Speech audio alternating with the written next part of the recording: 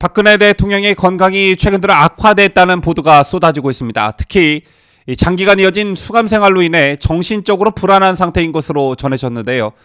언론과 접촉한 검찰 관계자도 이 같은 사실을 인정했고, 국민의당 안철수 대표는 형 집행정지를 해야 할 만큼 건강이 안 좋다고 들었다, 이렇게 말했습니다.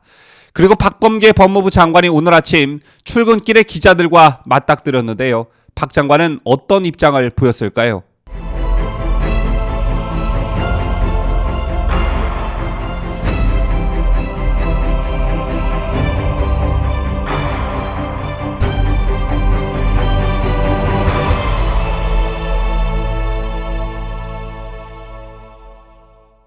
시청자 여러분 안녕하십니까? 뉴스데일리 베스트 시작합니다. 새롭게 시작하는 한 주인 월요일인 오늘 안 좋은 소식이 전해졌습니다. 현재 삼성서울병원에 입원해 치료를 받고 있는 박근혜 대통령의 건강 상태가 악화됐다는 보도가 나왔는데요. 동아일보의 단독 보도로 알려진 이 소식은 오늘 오전 거의 모든 언론이 타전하고 있습니다. 여러분 아시다시피 박근혜 대통령은 어깨 관절을 덮고 있는 근육인 회전근개가 파열돼 서울 성모병원에서 수술을 받았습니다. 이때가 2019년 9월이었는데요. 그 이후 경추 및 요추 디스크 증세로 외부 진료를 받아왔습니다. 특히 올해 초에는 코로나 밀접 접촉자로 분류돼 같은 병원에 입원했다가 음성 판정을 받고 20일간 치료를 받았는데요. 또 올해 7월에도 어깨 부위 수술 경과 관찰 및 허리 통증 치료를 위해 이 병원에 입원해서 한 달간 치료를 받았습니다.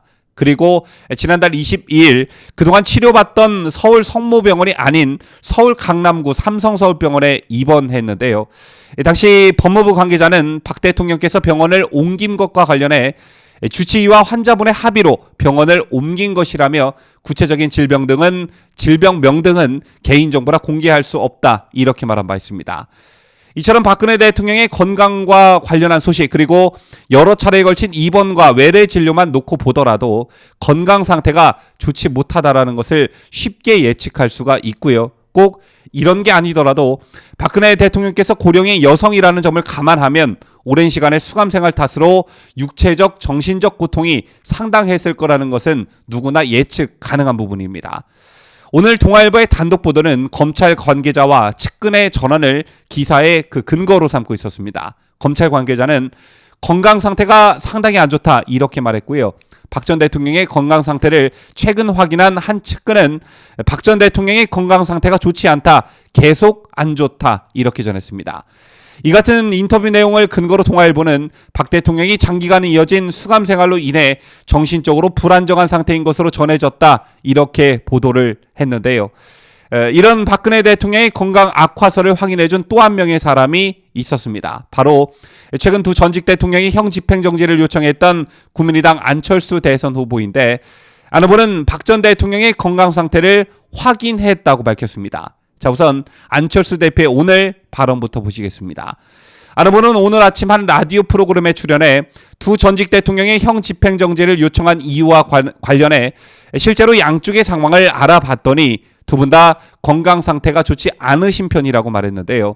박 전 대통령의 지병이 악화해서 건강이 상당히 안 좋다는 보도에 관해 알고 있느냐는 질문에 안 후보는 그 부분을 제가 확인했다고 말씀드린 것이라고 답했습니다. 그러면서 안 후보는 당장 형 집행정지를 해야 할 만큼 건강이 안 좋다고 하는가라는 물음에는 저는 그렇게 들었다고 답했습니다. 다만 누구에게 들었고 어떤 방식으로 확인했는지 등에 대해선 구체적으로 말하지 않았는데요.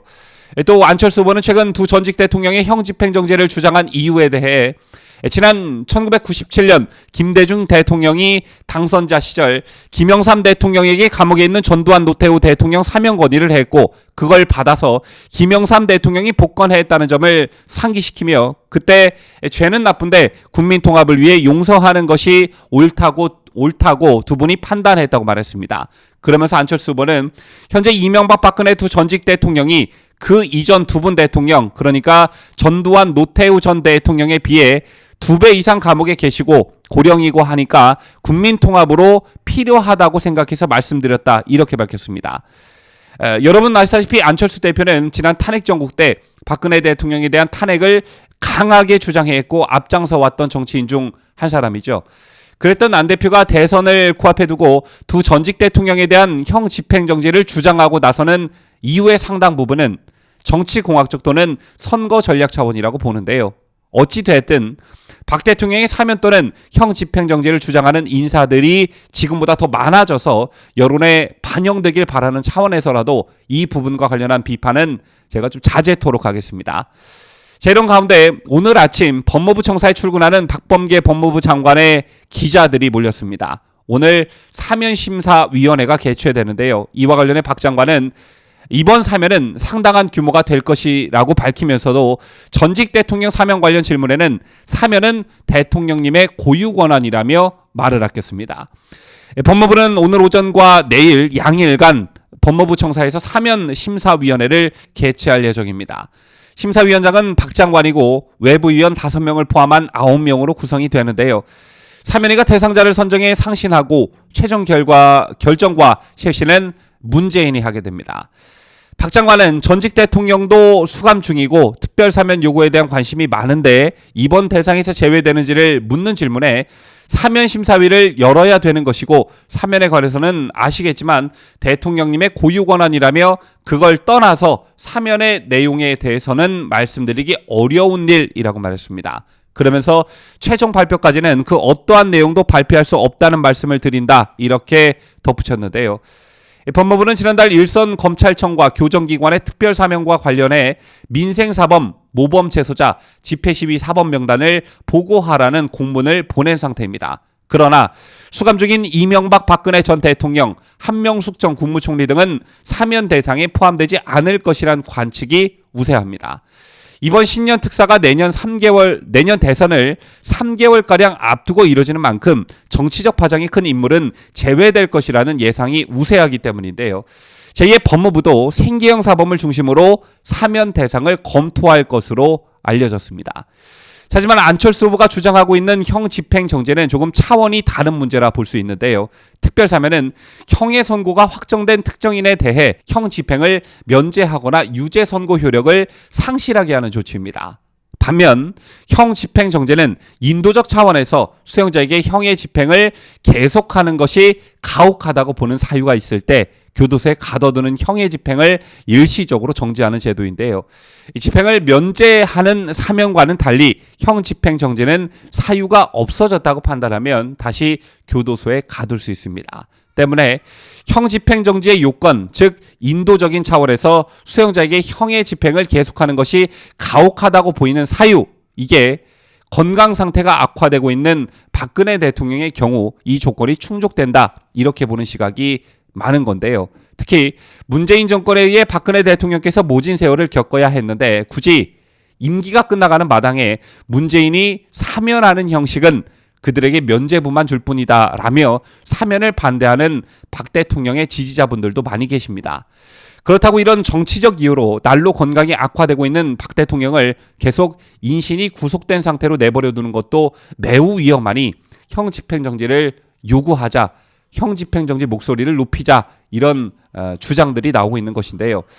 이 밖에 여론도 많이 호전되고 있는 상황입니다. 지난달 한국갤럽 여론조사에 따르면 두 전직 대통령에 대한 사면에 대해 찬성 44%, 반대 48%로 그 차가 오차 범위 내에 있었고요. 올 1월 같은 회사 여론조사 때만 해도 찬성 34, 반대 54%로 반대가 과반이었다는 점에 비춰보면 찬성 의견이 반대 의견과 비등해질 정도로 점점 늘어나고 있는 추세를 보이고 있습니다. 이걸 두 전직 대통령이라고 하지 말고 박근혜 대통령 한 분만 떼어놓고 여론조사를 하면 찬성 여론은 더 늘어날 것으로 보여지는데요. 어쨌든 한 가지 확실한 건요. 시간이 가면 갈수록 두 전직 대통령 문제는 문재인에게 독이 될 수밖에 없다는 것입니다. 독이 될 수밖에 없다는 말은 정치적으로 반대 진영에 서 있던 두 전직 대통령을 동시에 가둬두고 유례 없이 긴 시간 동안 인신구속한 전례가 문재인에게 부메랑이 되어 돌아갈 수밖에 없다는 것인데요. 이런 무모한 짓을 하려면 문재인 또는 문재인 정권이 정말 깨끗해야 그 정당성을 확보할 수가 있는데 실상은 그렇지 못하죠. 정권이 바뀌면 문재인 또는 문재인 정권 사람들이 받아야 하는 수사는 10손가락을 다해도 모자란 형국입니다. 때문에 이명박 박근혜 두 전직 대통령에게 적용했던 기준과 잣대를 문재인에게 그대로 적용하면 그 죄를 피할 길이 없게 되고, 만약 사법적 심판을 받게 돼 감옥에 수감된다고 해도 최소 5년 이내는 사면을 주장할 수도 없게 됩니다. 왜? 문재인 본인이 이상한 전례를 만들어놨기 때문이죠. 저는 그런 날이 반드시 올 거라 확신합니다. 지금까지 저는 자유대한민국을 수호하는 뉴스데일리 베스트 민앵커였습니다.